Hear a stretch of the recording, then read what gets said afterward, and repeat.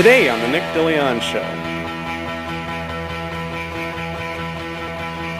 The New England Patriots were carried to a stunning comeback by resilience of Tom Brady, putting Super Bowl 49 in the books. A man appears to open a bottle of brew with his butt in the YouTube video above, providing his companions and internet with a forever moment. Sorry, I'll pass on the beer, buddy. In Yenakieve, Ukraine, separatists and rebels are preparing to mobilize after the collapse of a peace effort on Saturday despite no decisions officially being made.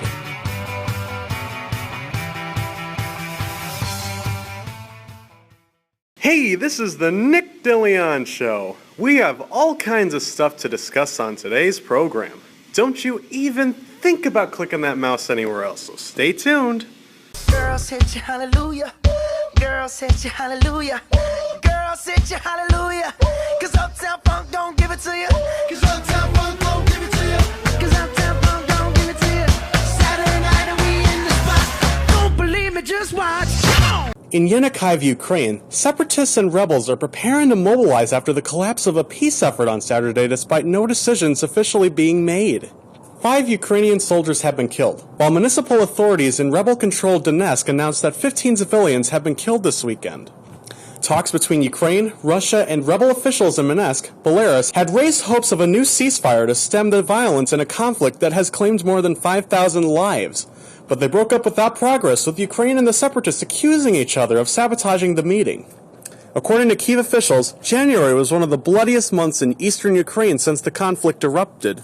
Regional police spokesman Vyacheslav Abroskin said 112 civilians had been killed by separatist shelling and attacks. The rebels, in a statement quoted by Russia's RIA, Rovisti news agency, said 242 civilians had been killed in the month, as well as 92 of their number. The separatists, who the West says are armed by Russia and supported by several thousand Russian troops, defiantly announced a general mobilization plan which they said would boost their fighting forces to 100,000 men. Kyiv itself is also pressing ahead with a fourth wave of military call-up aimed at raising extra 50,000 men.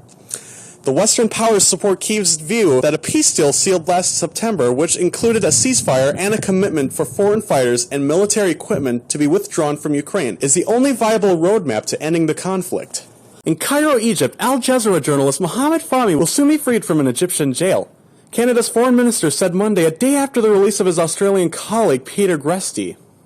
Foreign Minister John Baird told Canada's public broadcaster that the release of the Egyptian Canadian was imminent.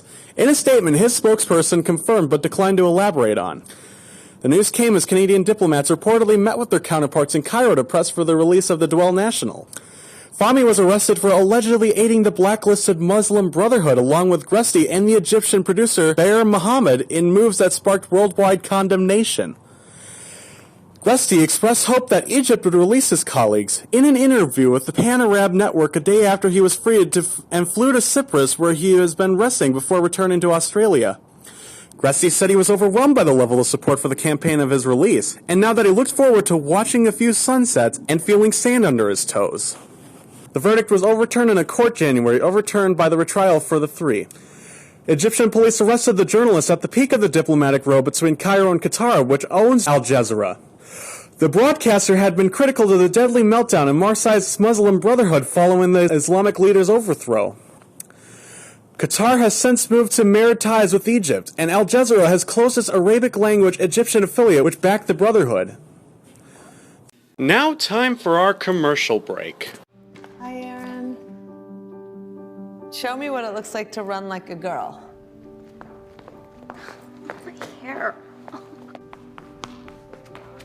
Show me what it looks like to fight like a girl. Now throw like a girl. Aw. So do you think you just insulted your sister? No. I mean, yeah, insulted girls, but not my sister. My name is Dakota, and I'm 10 years old. Show me what it looks like to run like a girl. Throw like a girl. Fight like a girl. What does it mean to you when I say run like a girl? It means run fast as you can.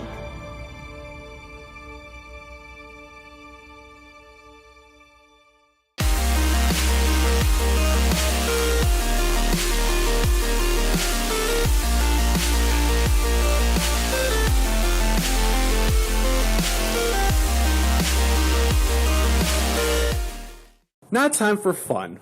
And by fun, I mean f***ed up news. A man appears to open a bottle of brew with his butt in the YouTube video above, providing his companions and internet with a forever moment. Sorry, I'll pass on the beer, buddy. There are better ways to get the top off, by the way, but people seem to find this method, is it real or is it faked? Especially intriguing, the YouTube video is already approaching 1 million views since Monday afternoon. For alien enthusiasts out there, the truth is out there. Well, a large portion of the truth anyway. Approximately 130,000 files from the official 22-year Air Force UFO study known as Project Blue Book are finally available to the public for free online. Project Blue Book began in 1947 under the name Project Sign. It evolved into Project Grudge and then finally took the name Blue Book in 1952. After 22 years of official investigations of thousands of reports, the project was terminated in 1969. Of 12,618 sightings considered under Blue Book, 707 have remained unidentified, suggesting to UFO researchers the possibility that these incidents could have involved ETs or extraterrestrials. Others will say that those incidents are purely inconclusive. For many years, the declassified Project Blue Book documents were cited in microfilm at the National Archives in Washington, D.C., If a person wanted to research those documents, it was necessary to travel to Washington, sit at a bulky microfilm projector, and scan through many individual rolls of film to find what he or she is looking for. A task this reporter performed many times during the 70s and 80s. Now, thanks to the efforts of individual researchers, anyone who can pursue huge volumes of Project Blue Book files on his or own personal computer, and at no charge.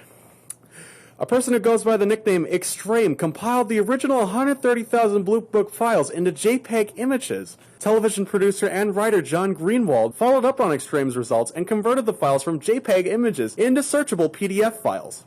Greenwald, who's featured in the syndicated Unsealed Alien Files series, cautions people not to assume or hope to find a paper trail in the Project Blue Book collection that leads to declarations that UFOs are alien visitors. Sadly, there's no documentation in regards to the Roswell crash of 1947. Winter Storm Linus is bringing a swath of heavy snow across much of the Northeast Monday, disrupting the start of the work week for millions of people. The storm is also laying down a narrow zone of freezing rain across a heavily populated area near New York City into parts of southern New England. Linus has a history of prolific snowfall. It has heavily brought Detroit its third heaviest snowstorm in record, and Chicago saw more than 1.5 feet of snow. Snow officially began at Central Park in New York City at 8:47 p.m. Sunday. After snowing all night, precipitation mixed and changed to rain after a few minutes just before 6 a.m., but quickly changed to freezing rain by 5:54 a.m.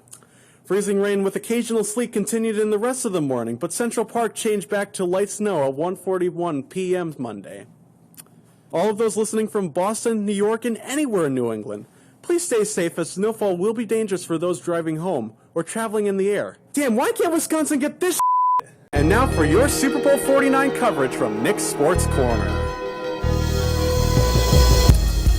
The New England Patriots were carried to a stunning comeback by resilience of Tom Brady, putting Super Bowl 49 in the books. The 37-year-old sacked and twice intercepted, refused to give in as Patriots, at one point down by 10, fought their way to a 28-24 victory over the Seattle Seahawks in Glendale, Arizona.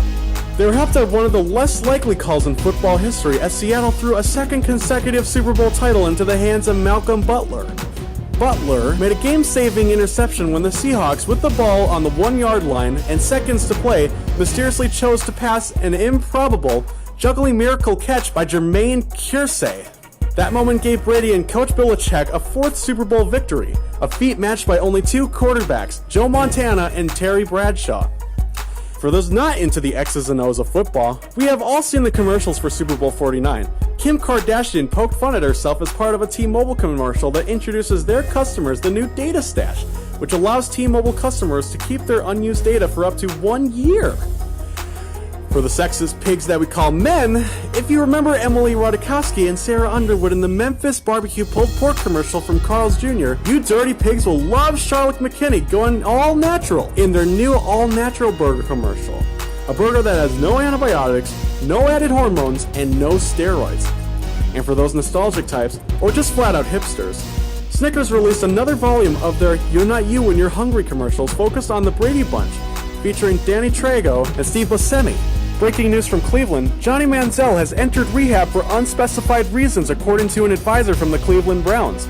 Johnny Football, the 22-year-old quarterback from Texas A&M, has been known for being a troubled kid.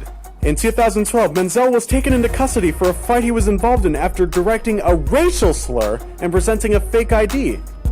He has also been known for his behavior at A&M involving a parking ticket and getting kicked out of a fraternity party. His parents revealed to ESPN the magazine that they were concerned about his stardom. Although most people would be making fun of Manziel on social media, he deserves a lot of respect for taking action and going into rehab. Fellow wide receiver Andrew Hopkins posted on Twitter, "Much love and support for my brother Johnny. Proud of him. Big step. Football is secondary. God bless." Any information in regards to the location of Manziel's rehabilitation facility is unknown at this moment. Well, that's all the time we have on this show. So listen next time on the Nick DeLeon Show.